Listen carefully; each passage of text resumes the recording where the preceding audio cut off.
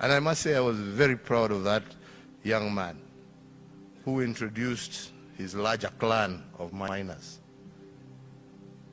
and committed himself to continue the fight that his father had started. Father was a warrior.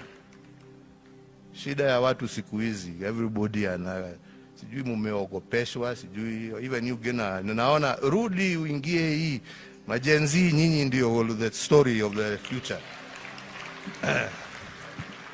Fight for your rights bwana, sio kukakaa hapo mambo mali yenu ichukuliwe na nini, mumeitolea jasho.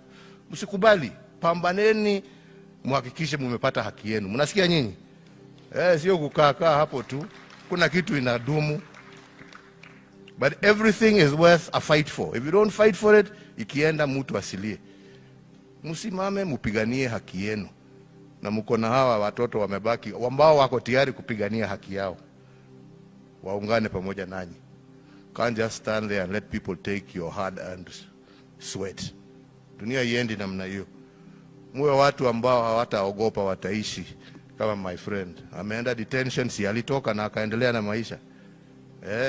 Hata nyinyi teteeni haki ze. Sio kukaa tu munaogopa. Kuogopa sasa ni sisi tutulie sisi. Nyinyi ndio mko na nguvu ya kupambana na hii watu. But we are behind you. Muendelee namna hiyo.